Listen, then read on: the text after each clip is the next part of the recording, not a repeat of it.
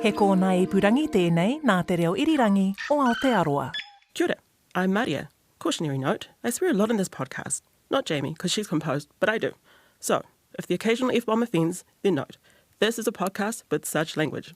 Remember when we started talking about this thing and you were like, do we have to cook? Do we have to cook? It's a very genuine question, Jamie. If we have to cook, I would prefer not to, but that's okay. Apparently we do. So, Yeah, yeah. we have to cook, Maria. Yeah.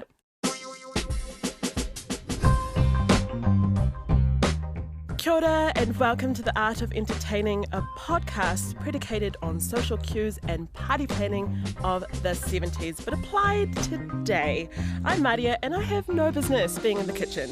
And I'm Jamie. I'm always hungry, but I love a party. So you say a party and I am there. You're so there. So there. Join us on our journey to hosting the meanest. Dinner parties are the fast track to world peace. Baddest, I have to light something on fire. uniquely New Zealand. Personally, I think it's like a lot of planning, a lot of work for what is essentially going to turn into a piss up. And oddly 70s. Jelly and vegetables? Oh my gosh. Chuck that in the bin. Dinner party Aotearoa has ever seen.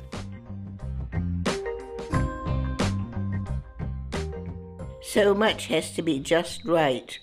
Table setting, kitchen organisation, wine and menu choice, quality of cooking and presentation are all of paramount importance. All right, Maria, what are we doing? This episode, we set out to do just that. Achieve quite possibly the most important and complex yet rewarding part of any party, the jewel in the crown, Jamie, the menu. Oh, man, the menu. I know. 70s menu. 70s menu. What even is that, right? So we're going to explore Jacqueline Steinkamp's chapter on menu planning, explore what foods were hitting dinner tables in the 70s, and meal plan like a boss with celebrated sweetie Bertrand Jang of Sweet and Me. Yeah, I've been looking up some 70s food and it's gross. It's an art. But I'm so excited that Bertrand's coming in. I want him to teach me how to take this jelly food from the 70s and then like add our own spin And on make it good. Make it good. Make it edible. Just make it edible for us. Yeah. Edibles, like, that's the benchmark for this party. But first, before we get into that, Jackie. Yes, and her excellent book on party planning, which has a very detailed steps that even speaks to menu planning. So I feel like, Jamie, that's the perfect place to start. Yeah, we need to look at this menu. She has gifted us some options. A winter menu, a summer menu. There's courses. Yeah, there's a lot going on. There's a lot going on in there. She's also got a portion in there that speaks about like whether you want to do a buffet style dinner or whether you want to do a potluck dinner, which is very, in my head, very 70s. You already look scared. Because I'm not good at planning this stuff. Like, I'm the person who helps out afterwards. You're from the Cook Islands. Yeah. So is there, like, what's the eating style like there, like, for big events and lots of people? Is it potluck? No. We do not do potluck back home. It is like, it's actually quite planned and quite organised. Like, each person's got a designated dish to make, and it's quite a big, like, family affair kind of thing going on. So you're going to make this thing, you're going to make this thing, so-and-so is going to bring this, and then I guess that is a potluck. I think I just described a potluck. You 100% described a potluck. But it's not like the concept of, I guess, like, when people say potluck, like, they're kind of thinking about, you know, like, stews and shit and, like, casserole dishes, but that's definitely not the vibe. So, Jamie, I feel like we kind of need to understand the 70s. Yeah. And I think the concept is that everyone brings something, but also you change location with each meal, which could be fun. Wait, what? You change location, like house? Yeah, so like say you might do the entree at your home and then someone else might do the main and then we all relocate to their home and then someone else is doing dessert and we all relocate to their home. So it's like an experiential thing, I think. This dinner's going to go for like 5 hours. I know, it's very long. It's a lot of time to spend together. All right, if we were to do this, what part of the dinner would you want people to come to your house for? What would you host? Maybe like the pre-drinks? Because there's no cooking involved. Can we just talk about the logistics of a buffet dinner, like at a dinner party? How do you even do that? Like, I don't understand how everything's supposed to even land on the table all at the same time, or I don't know what's going on. Do you remember going to Valentine's? Did you used to go to Who Valentine's? doesn't remember going to Valentine's, man? That ice cream machine was it. Yeah, it Yeah. was like, when I was growing up, that was like the, luxury. That was the height of dining out. Fine dining was going to Valentine's with the family. But everything was ready all the time. You just went Yes, whenever because you someone's wanted. back there cooking all the time. Okay. Yeah, and it's all you can eat, like unlimited, just ready to go.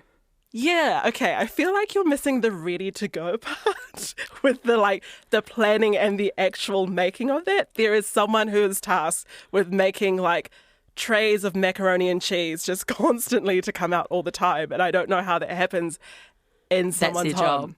Oh, in someone's home. Yeah. No, someone would be, Yeah. We couldn't do that. We couldn't have a buffet because we would be cooking non-stop. Exactly. So that's why I'm going to rule it out right now.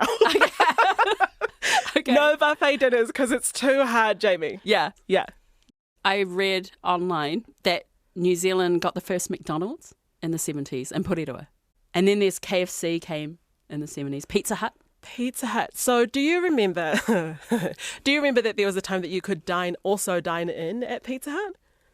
Did you ever go to No, of course I couldn't. I never got to go. So, tell me, what was I missing out on? It was the bomb. Okay, it was the bomb. They don't. So Jamie, I just need you to know that they don't only serve pizza at Pizza Hut. They also serve pasta and salad. Shut up. And then they have a whole dessert bar that you can go and serve yourself ice cream and like chocolate mousse and make a little mess in your plate and then go back to the table. And, yo. Yeah, totally. Did you dress up? Sometimes.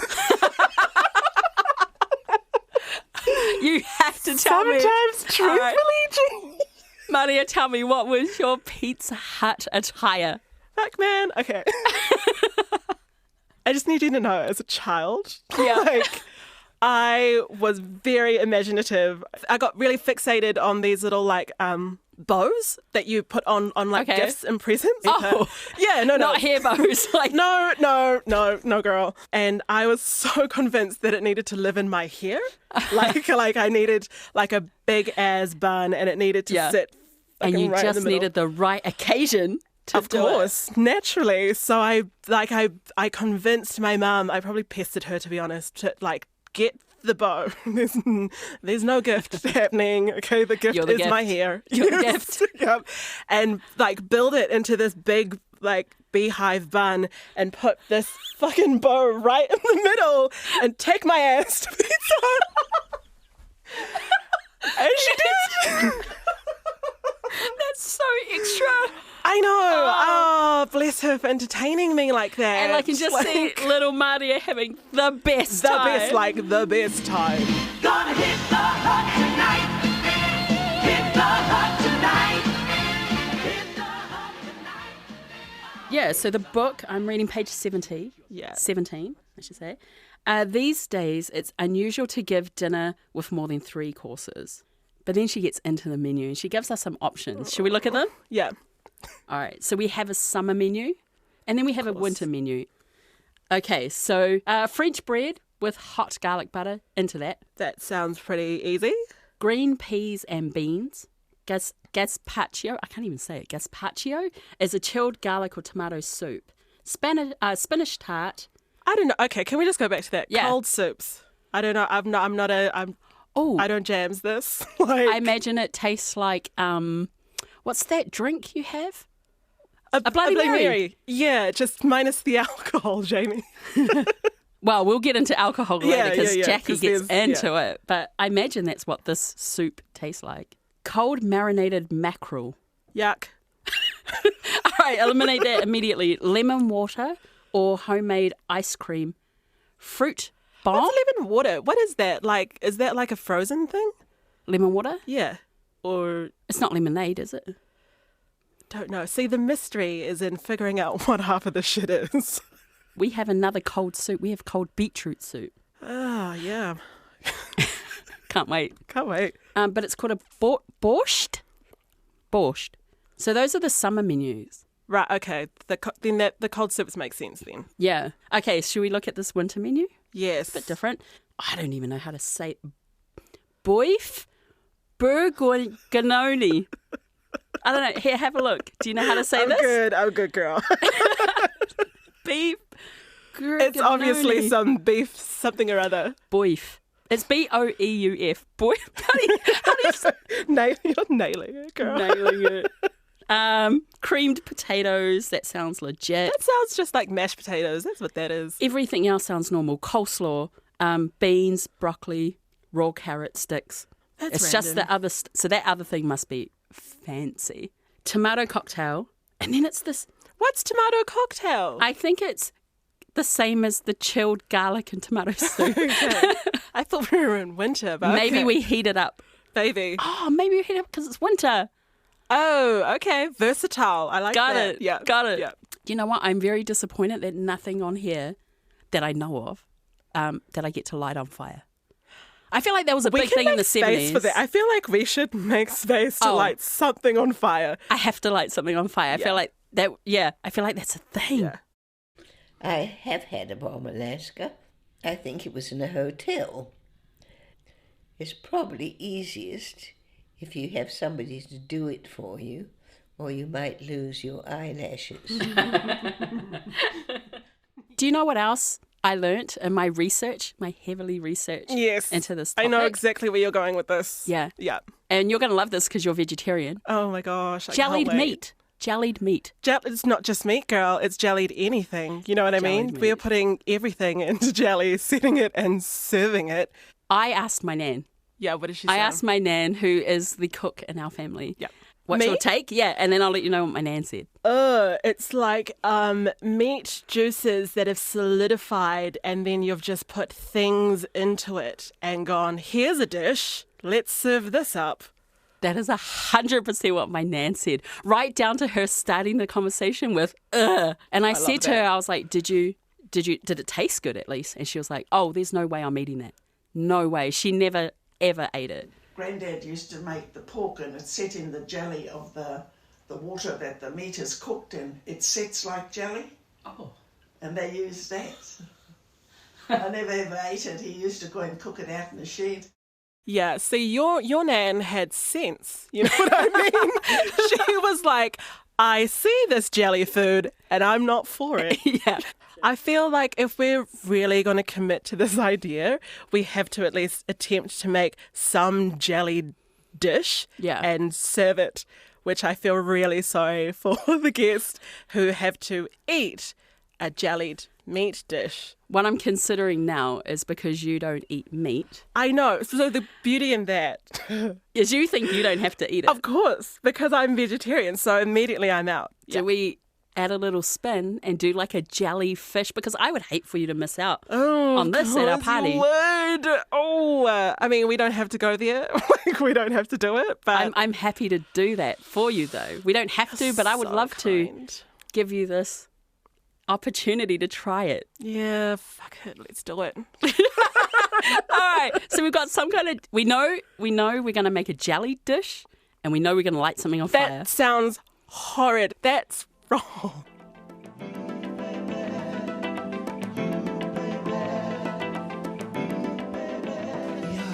We are so excited to have Bertrand Jang in with us today, who is a celebrated pastries chef and cook who has a number of years of cooking behind you. 84 years. 84 years and counting. And Jamie and I, so just to give you a lay of the land, Jamie and I are about to set out and attempt to cook a dinner party for 20 plus guests. Yes. Yeah, we're way. Yeah. Help. Hopefully We you're need help. still friends after this. So I think the first thing we wanted to have a bit of a chat about was you own the bakery Sweet and Me. Yes. And it's fabulous. We thought we might ask you, like, what's your favourite thing to make on your menu? I like making cakes in general. Like I love peeling the greaseproof paper off a baked cake. You know, that steam coming off, that first smell Oh, that you get off yeah. a baked cake. So I love that feeling. I love that sensation. You know, something will excite me for a week and then bore me the next. That's why with Sweet and Me, we were always changing our dessert options weekly. I just like creating new stuff. And in fact, I probably brought you like this mean-ass biscuit that gosh. I created last week. Oh my God. Yeah, so I like creating stuff each week, so that's what excites me. Jamie and I are constantly thinking about what we are going to make and trying to land on something that is edible and enjoyable. So is there like a difficult dish that you, or like a showstoppy kind of dish that you're like, this is a crowd pleaser? Whenever like I sort of hire a new person, I always ask them what their strengths are. So it's the same thing with hosting. If you have a particular strength in one thing, do you have any at all? Because you said you got none. Oh God, is that rude? I mean, it's gonna take me a while to think about it. But you play by strength. So you play if you love making roasts, if you love making stews. You know, you can make a fancy casserole and like bring in like like a really gourmet bread. You know, sides, condiments. So you gotta play to your strength. When you grew up, who was the who taught you to cook, or was there someone in your household that did the cooking or the baking? Everyone loved to cook. I've got a massive family. I grew up in a 3-bedroom house, and there was like 15 people in that house. My grandmother, like, she loved to cook. We still cook on open fire at home. Mom's got like a spit. My dad is Chinese, so he used to cook a lot of Chinese meals. Mom's Fijian. She tries her best to cook. She's sustenance, vegetables and soups and stuff, you know, chuck it in a pot and boil it till it's brown. But everyone's sort of involved. If you didn't know how to cook, you're on garlic and ginger duties. You know, if you didn't cook, you're on dishes. So everyone was still part of the process. Exactly. So everyone is in the kitchen. Everyone has a duty to play in the kitchen. Pacific cuisine is the most easiest because we use fresh seafood. And sometimes when you do too much, the flavors get lost. If you're having a prime meat, you do so little to it. Like, you know, when you have a good steak, you have it like, you know, you can have it as a tartar, rare. Then you'll have the full flavors and the nutrition of the meat or whatever you're using. So Pacific cuisine is like so easy. And if you don't have much culinary experience in it, I reckon go with a Pacific feed. Okay, I'm going to take that. I've got some good nuggets here. I'm going to take that as a little piece of wisdom there, because I could lean. I mean, like, I feel like I could lean into that and make something. When you think about home and stuff, like, what's a comfort food dish for you? Comfort foods for me are like probably just like fresh fruits. They're quite nostalgic for me. They remind me of my childhood because like when I was growing up, Mom had pawpaw trees, avocado, guava. So I used to box the kids next door for my guava. And even in my last trip, I was like telling my nephews, don't touch Uncle's guava. It's like you lose your legs. I will like fight for my food. Nice. Comfort food for me is childhood dishes, and like, you know, it can be as simple as corned beef and rice, as a chicken stew, or just fish in coconut cream. What about you, Marty? What's your comfort food? So I know what I really miss about being like something that I can't get here and I can only get back home is pawpaw. Because it's just, and what we do back home is we grate coconut, so it's sort of like it gives it a completely different texture, and then you put lime over it, and it's like new dimensions are opening up. Wow. Yeah. But it's like not the same, and I don't even attempt to do a lot of the things that I would eat back home here, just because it's like it's not the same. Yeah. And that's the difference, because our fruits are sort of picked ripe, whereas fruits here are sort of brought in mid-ripe or sort of green, and then it ripens along the journey. So when we eat it as islanders, born in the islands but live here, it's not natural to us. Yeah. I had to call my mom. I was like, Mom, this banana tastes weird. It looks like a banana, but it doesn't taste like a banana. It's like so odd, and it's $5. Yeah. It's like 50 cents. 50 cents Fijian in the house, you know, and you can eat as much as you want. Over here, you like one for Monday, Tuesday, and Wednesday. Otherwise, you've eaten your rations. What about you, Jamie? Do you have a Do you have a comfort dish food? It's more of a dinner dish. Our family, it's boil up. So it'll be watercress, and my nan still makes it every weekend. Yeah, every weekend she makes it. So pork bones, watercress, doughboys. Yeah, and my partner's Vietnamese, Chinese, and I tried to make it at home. And they were like, we need to add herbs to your doughboy. And I was like, don't you dare. That's not how my nanny makes it. But yeah, it'd be boil up. But she, we had this conversation yesterday, and she has a lot of fruit trees in her house and a lot of, garden. She's all fresh from the garden. Yeah. When you go out to dine or you're, and you look at a menu, what's something that excites you on it? Like, is there something on there sometimes that you go, oh yes, I need to go to this place, I need to go to this restaurant because that looks amazing? So lately I've been choosing restaurants based on chef skills. For me it's more of a journey and what the chef will take me on. So the last place I went to was Kingi, just down by Britomart.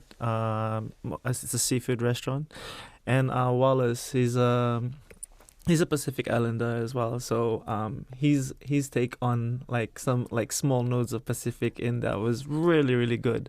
So when I go out, I'd like to see the creativity of what a chef does with premium foods. Cool. Yeah. Oh my gosh. I can't do that. I'm so not even close to this. No. I'm just trying to put food on a plate and serve it. But that's cool. That's a different way of thinking about it. Yeah. A journey, going on a journey. And then when I'm at the markets, it's like I'm a pig. I'm like smelling, not eating truffles and everything, but going around each stall. It's like more. Yeah. But I guess it's in I guess it's where you are and where you're sitting at the table. Sandringham, you're at night markets down south. You're in a fine dining restaurant down in the city. Yeah. There's different experiences. Yeah. So I reckon we should look at the book. We should lean into your advice, ask you what would be best to make. As very, very new people in the kitchen. Complete novices. Yeah. Yeah.